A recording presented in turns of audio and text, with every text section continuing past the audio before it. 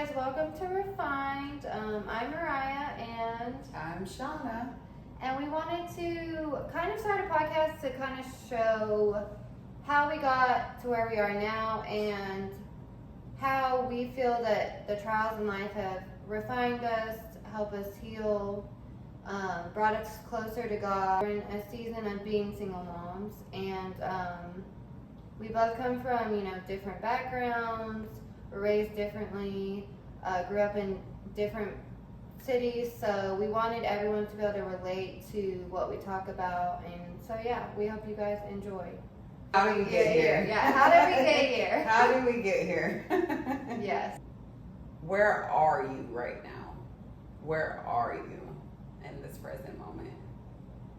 So, as far as like the season of my life, okay, so my season of life right now has been becoming a single mom after being married for 8 years and being a stay-at-home mom.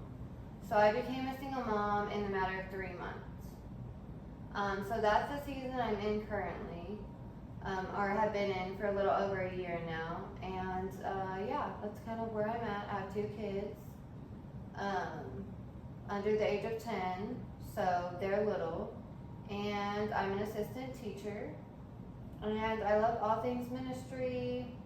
I'm in a season of restoring kind of what was torn down from the past and rebuilding and healing. So, yeah, accepting. Yeah. So, what about you? Where are you at? How did you get here? I never married. Okay. So I guess you can say I've been on my own raising my daughter and my son for over 8 years now. Okay. So 8-year-old and a 2-year-old. I'm actually in a place where I've experienced peace, like for the first time in my life.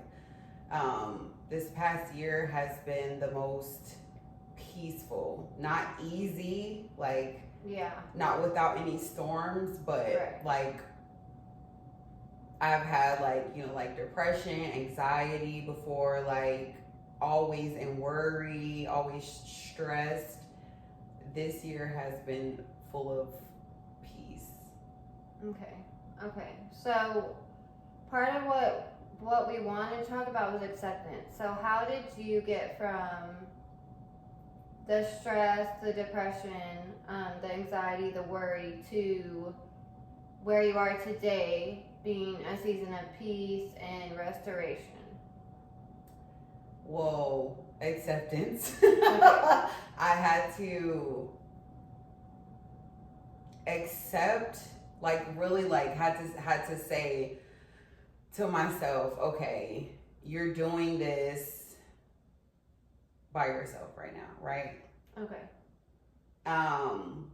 And then I went from a place of God is your provider. You're doing this with Him, which brought the peace along with the acceptance. Okay. Does that make sense? Yeah. So I guess like in part of this acceptance, I had to accept how I got here. Like accept that the decisions that I made in the past, like they weren't aligned with God's will.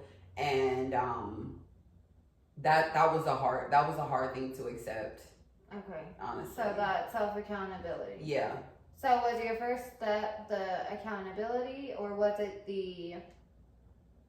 do you feel like the acceptance and the accountability go hand in hand, or do you feel like you can accept where you are without having accountability? No, I had to hold myself accountable for the decisions that I've made, because I did a lot of like blaming my mom, blaming whoever was close, like pointing fingers. You're the reason I got here. You didn't do this for me. Like, like my daughter's father, like you left, so I'm in this position. My son's, you know what I mean? It was a bunch of blame. So I had to take accountability for the decisions that I made in those relationships, whether they be like familial, like romantic, I had to really be like, it takes two to tango, you know? Yeah. So I had to be accountable, and in order to accept where I was, and in order to move forward, you definitely have to hold yourself accountable. So then going from being accountable for what your part, we all have a part in everything. Yeah. That after that comes acceptance of where you're at. Then you came to a season of peace in your season that you are in now. And did that I'm assuming led you to forgiveness. And was that forgiveness more forgiving yourself or forgiving other people for, you had mentioned the blaming of others. So was it forgiving yourself and other people, or was it first forgiving yourself and then other people, or did it all go together? I took accountability, which brought me to acceptance, and I had no peace because I did not forgive. Okay. So then I forgave all those other people, and I did not forgive myself. So I still had no peace, because then I started blaming myself, right? I was still in this like victim mentality. So then I kept like ruminating over, I'm like, all these feelings keep coming back up. Like, I keep forgiving people. So why do I still feel confusion? Like, why do I still get angry? Like, why do I still blame if I've forgiven them? And, you know, we've had this conversation on Hey Sister. And it's like, well, you didn't truly forgive them. I'm like, I did, you know? And then God talks about, like, did you forgive from your heart or just from your mouth, like your head? Right. It's a change in heart posture. And in order for me to forgive those people, then I had to forgive myself. Okay. I feel like everything has to start with you first, right? And then you can make your way out. And then that's when I came to peace, when I forgave myself. Because forgiving yourself, I think, could be one of the hardest things to do. I think it's easier to forgive somebody else than it is to forgive yourself. What do you think?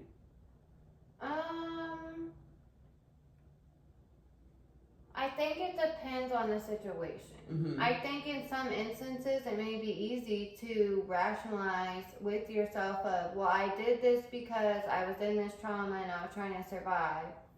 So I understand that and I forgive myself, versus forgiving what someone else did, especially if it's any type of, you know, abuse, emotional, domestic violence, things like that.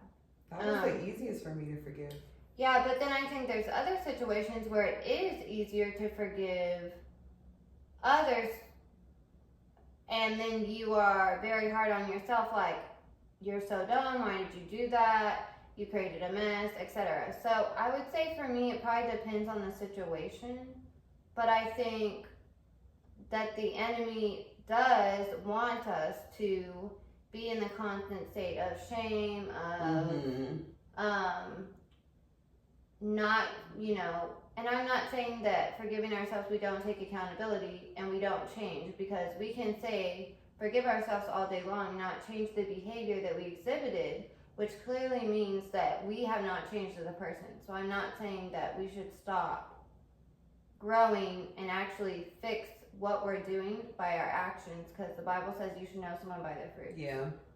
But I do think that shame, we know that shame and guilt is definitely not from God, conviction is. And so the difference is conviction leads you to change your behavior. Shame and guilt leads you to torment yourself instead of actually change the behavior. Yes. So that's like a super tricky trick right. that he'll do. Like, you know, seriously, he'll keep you ruminating, like stuck, and that, like, now that you've forgiven everybody else, like, this is what you did, that you did this, like, you did this to yourself, and you're like, okay, yeah, I did, but God, it's like, you can only stay a victim for so long. Like, it happened, you move through those stages, because we're more than conquerors, right? So, yeah. That's definitely a snare. That's Yeah. shame and guilt. It kind of, it can look like accountability, right? Right, but it's not. It's not. Because when we, especially, and for the person who's like not a believer, you don't believe in God or you do not walk with God, even, you know, for that person too, you were not meant to sit every day and live in torment in your own mind of things that you have done, while you can say, yes, I did that, I understand. You are even still meant to not sit in that and ruminate in that. Nothing good comes from that. Only like changing your actions and things like that. But especially for believers who are walking with God, when we become believers and we become saved, we are made perfect in His image. Exactly. And so I think a lot of times as Christians, the reason why people don't take God seriously and think God is a big joke is because they see us still living in the same thing 10 years later, when that was not what God intended for believers. He intended you to feel conviction, change your behavior, and go on and prevail against darkness. And say, yes, I was this, but God did this, and move on with your life. Because He's moved on. Right. So it's really when you get that torment type of, you cannot get out of that feeling of shame and guilt, you know that as a believer, that is not from God. No, definitely attack. And that kind of leads us to the whole severing the soul ties to those situations that our soul is still connected to. In our mind, we can say, oh, I moved on, I've forgiven. But if we're still wallowing in it, there's obviously a soul tie connected to that event or that trauma or that person. So we have not. So when we're talking about severing the soul ties, which is another step in the healing, once you have, you know, taken accountability, you have accepted, you have forgiven yourself and others. How did you sever the soul tie of person or a situation or whatever it was in your past to bring you to a place where you are actually in peace?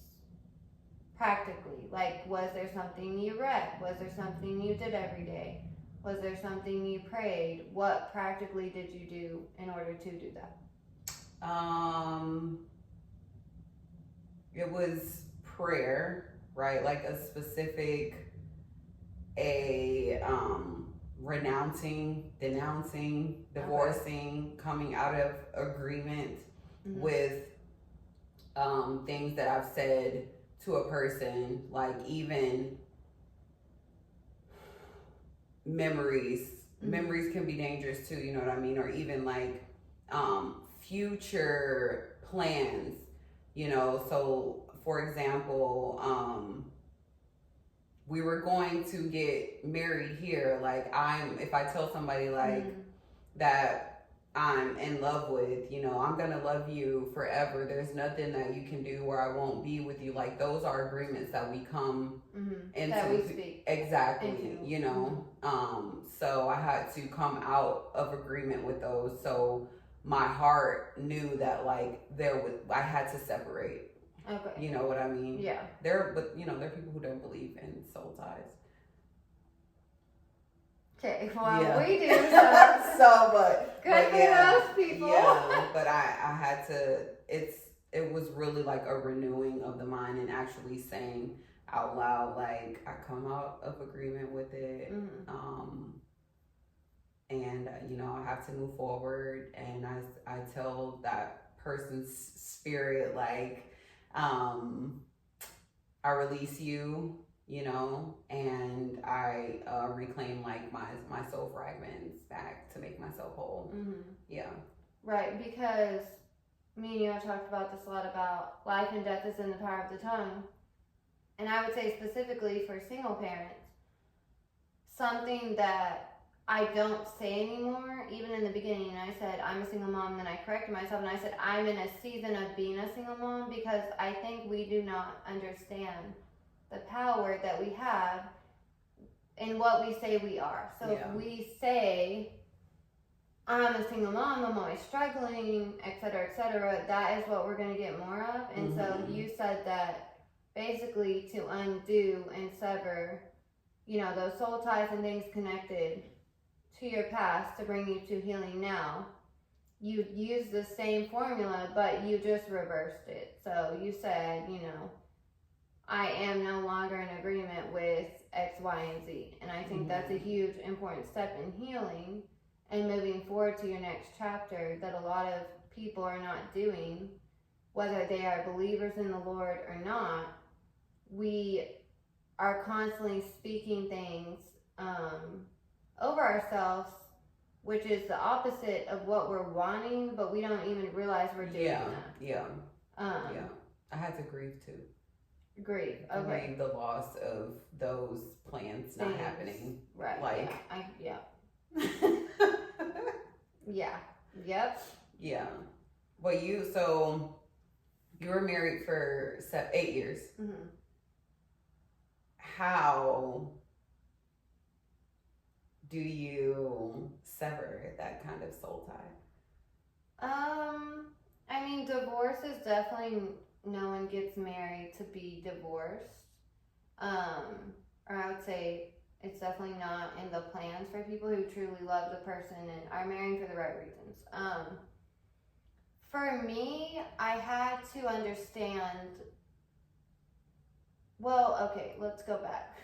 For me, I didn't really have time to adjust because of my situation changing so quickly. So you live your life for 8 years and then that changes within a matter of 2 to 3 months. I didn't really have time to grieve or to sit and fully accept this new season because I didn't work when I was a stay-at-home mom for 7 years. So there was just a lot of moving parts going on at the same time. But I think that what really helped me to accept everything was I was very intentional about the things I read, and I read them with the intention of looking at myself. I know that there are a lot of people who get divorced and they read books and all these things, but they are not reading it to take that self-accountability. They're reading it to point at their ex-partner and say, oh, see, this is why the marriage fell, because you didn't do blah, blah, blah. So when I started reading and everything, I read The Bait of Satan, amazing book. It talks about offense and truly forgiving someone. I would say that really, really, really helped me accept the situation and also accept it in a matter of grace and kindness. And I know that, you know, you were there through a lot of that season and saw a lot of things, and I just was very intentional about planting those seeds of forgiveness. My situation was very challenging, and there was a lot of times that I was, you know, my kids saw things they shouldn't have, and it was kind of very unfair on just the facts of the situation. Not, you know, working for 7 years and then just becoming that single working mom in 3 months.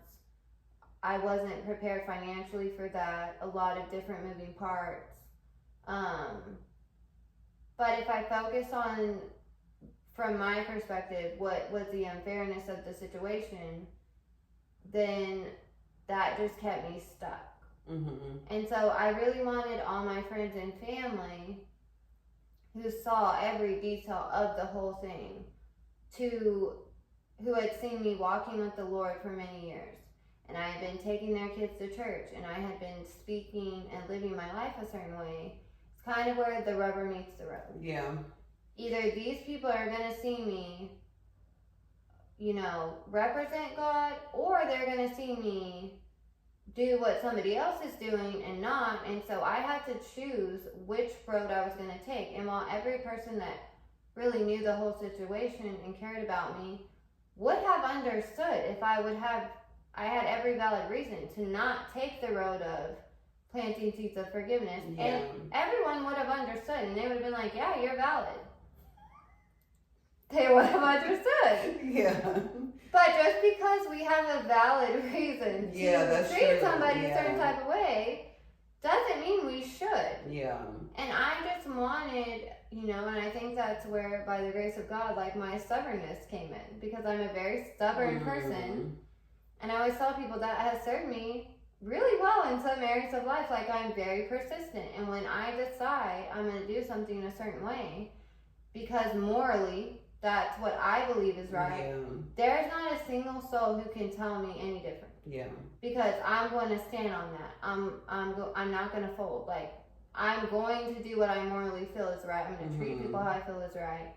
And so that for me was a huge part in healing. I just wanted everyone to see that this person who takes my kids to church and talks about God and gives back to her community for all these years when her life seemed perfect. Yeah. When her life seemed like it was going wrong. Because we had the house. It was only 3 years old. We had the car. He had a great job. Like, we went to church together every Sunday. Yeah. We had the American dream, literally. Yeah. I wanted them to see that, even when it's a horrible situation, and I'm not, I don't want to negate what I went through and say it wasn't horrible, because it in fact was horrible. But even when it's a horrible situation and all the cards are stacked against her and she has no reason to be kind, I wanted people to see that, wait, this woman really does live out this life no matter what is thrown at her. Yeah. No matter how she's treated, she is consistent in those fruits of the Spirit. Yeah. And so I just had to make a decision to walk that out. I told you were perfect definitely my light. Like, because I was like, wow, like, she really not folded on her face. Because, but I was like, if she could forgive, something to that degree, like how fast the rug was literally like pulled. I think I was more, riled up than you were. And I'm like, okay, well, if you're not going to be mad, I'll be mad for you. You know what I mean? But for you to forgive, I was just like, wow, okay, there's this light. I want some of that. If Jesus could give me that, well, maybe I need to talk to him too. Yeah, for real. But that's the piece that I talk about, really, that only he can, he can bring in any type of, it really doesn't make sense. That peace you feel in those, it blows my mind. It doesn't make sense. And it won't make sense to everybody else either. They'll be looking like, why are you chill right now? I'm like, literally. Okay, so this is what I wanted to ask you, right? You have the acceptance of where you were. Do you believe, no matter what the other party has done, that there was still some type of accountability that you had to accept for yourself? Is there... Yes. Because a lot of people are it's one-sided, you know what I mean? If one person did whatever it caused to end the marriage, is there anything that you had to be okay, I hold myself accountable for? For sure, because we teach people how to treat us. So for me, yes, I don't think there's any situation, minus childhood abuse or, sex trafficking, things like that. I'm not saying that person willingly, obviously a child's a child. Yeah. So I want to make that clear, but 90% of the times we do all have a level of accountability in a situation. For me, I was not healed from just abandonment from my dad when I got married, and so I definitely take accountability for not healing that first. And then just, no one's perfect in a marriage, so there's always things I could have done better. There's times I could have been a little bit more gentle with my delivery of things or been more patient. And ultimately, too, I don't think that anyone should get to a point where they allow, I think when we allow certain behaviors, for so long, eventually, yes, we do have to take accountability for allowing someone to treat us that way and not setting up boundaries. Ooh. Right. Yeah. So, because Yeah. we don't have boundaries in certain areas, obviously that's why certain things keep happening. And Yeah. so, you know, I did take accountability for not having boundaries in certain areas. Whether it was, you know, the intention was pure, like I wanted to keep my family together, I wanted to break that generational thing of divorce. So the intention was pure, but you know, it's just important that we say, okay, but how did this get to this level of like how did this get here when it used to be here? And so we all take part in allowing, you know, we set the standard for how we're treated, and so, and vice versa, that's for each person in the marriage, right? We set up how from the beginning we should be setting up, okay, these are my non-negotiables. Yeah. This is what I'm not willing to deal with. And each person should have that, the man and the woman. Which neither one of us really had that. So that was on both of us at that point, right? We did not really set that up from the beginning because we were so young when we had married. So that's on both of us for not kind of already doing that in the process, in the beginning process, before it got to the level it got to, really. So, yeah, I mean, I think you can always look at, even with adultery or whatever it is, you know, there is always something you could have done better. There's no way you were married, anyone was married for any amount of time, and every day you were perfect. That's just not even, that just isn't even, like, reasonable. Yeah. So even if it was the way you handled your anger, or you didn't yell, but you shut down and didn't talk for 5 days, like, there was something you could have done better. Yeah. So I think we overlook that sometimes. Yeah. So, yeah. Okay, so boundaries. Yeah. What boundaries did you have to put in place to get with yourself or with other people to get to where you had that peace? So I don't know if I'm still the same way now, but I've been an extremist, right? So it's either all or nothing. Okay. So I could just say I went into the wilderness where no one could find me. Like so you didn't build a boundary, you built a wall around yourself. I chucked the deuces and I left, like, went no contact with anybody I could, except, like, you know, the children's father, like anybody that I could, I did not talk to, because I couldn't hear the new me that God was trying to pull out, right? Because I was so deep into the world. Like, there was a lot of things that I had to unlearn. And I would say, like, you know, I'm not even gonna lie. Like, a part of me, I was like, ooh, I don't know if the new me is gonna be accepted with these people. Right, so I was exactly. like, I'm gonna have to just Talk I'm just gonna have to not say anything.